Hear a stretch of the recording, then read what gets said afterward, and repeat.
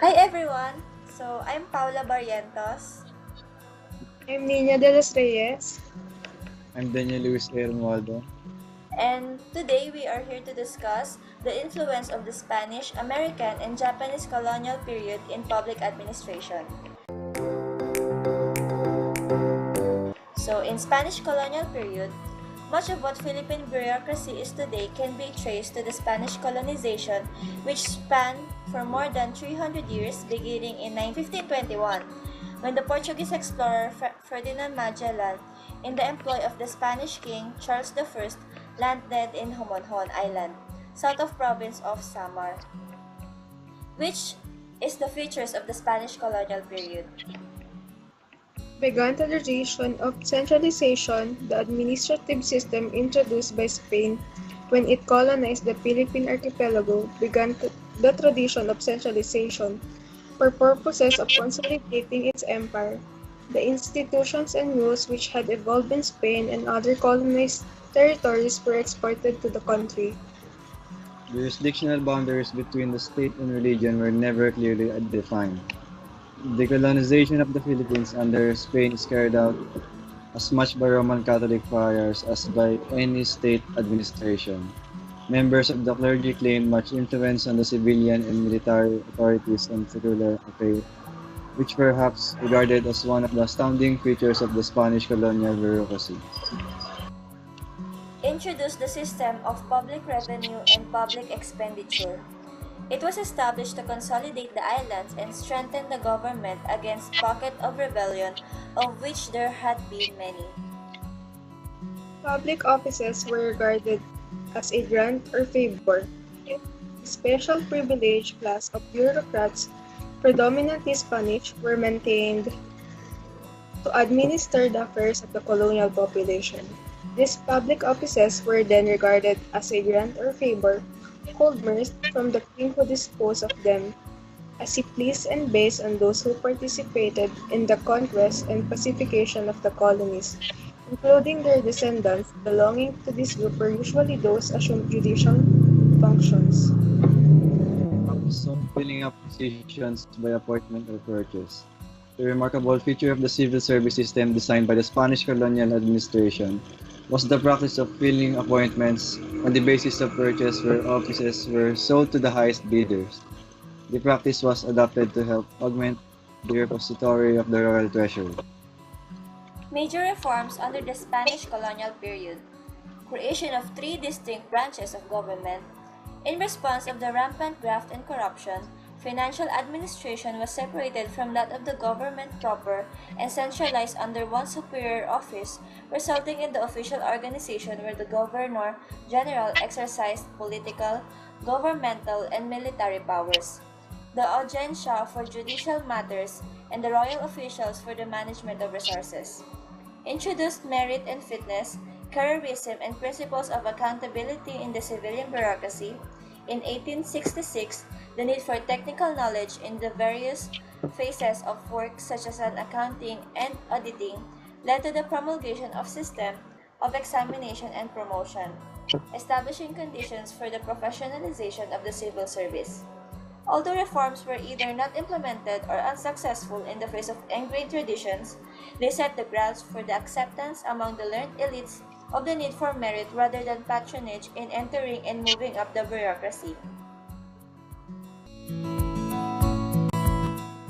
Next is the American colonial period. The American colonial period shattered the early aspiration of nationhood and instead introduced a superior and systematic system of colonial administration in the country. It retained the centralized features of the Spanish era, but installed a political system of governance that sought to approximate the Republican and democratic character of American government within the boundaries of the colonial sector. Characteristics of the American colonial period. All high officials of the central government, with the exception of the Filipino deputies elected to the Philippine Assembly, was appointed by the President of the United States with the consent of the American Senate. The field assembly and local governments were under close supervision of the Philippine Commission, which until 1901 was entirely composed of Americans. Graft and corruption remained a big problem. So, reforms and significant developments under the American colonial period. First is the establishment of the Philippine civil service system under the Sherman Commission. The administration of the colony was placed under a non-political civil service constituted in 1900s under Act No. 5 of the First Philippine Commission, which provided for the establishment and maintenance of an efficient and honest civil. But primary focus of the creation and operation of an efficient and non-political civil service, the civil service policies had made a remarkable effects in the bureaucracy, for they attach a good deal and prestige and respect to government positions. Government functionaries were then respected simply because of their positions, demanded a strict qualifications, and were based on merit and appointment, which was highly competitive.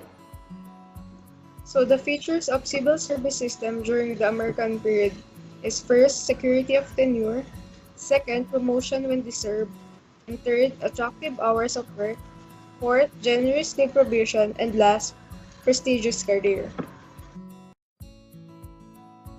Japanese colonial period. The Philippines faced serious monetary problems during World War II. During the Japanese occupation, the government issued fiat money known as the Japanese government-issued Philippine fiat peso or Japanese peso. The currencies were released in surplus. These were practically worthless that the people called this Mickey Mouse money, which is similar to play money. Since the money were almost invaluable and worthless, people can be seen carrying suitcases or bayong overflowing with Japanese peso. They also established puppet government and conscripted political leaders and bureaucrats alike who stayed in the country to render service to the new Japanese-sponsored government. The Japanese didn't leave much that was permanently adopted into the Filipino culture because they were there for such a short period.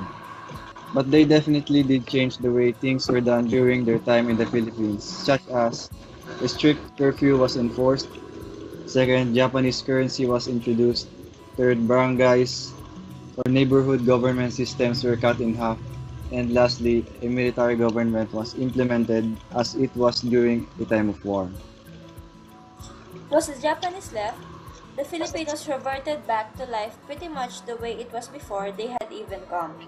It would be years later before the Japanese would start to influence Filipino culture. Today, their influence in the Philippines is quite prevalent, but it wasn't so back then. Today, the most notable Japanese influence on Filipino culture has been in technology, such as karaoke, videoke, camera, and etc. That's all for the colonial influences of Spanish and American and Japanese. Thank you guys, and I hope you learned from colonial influences.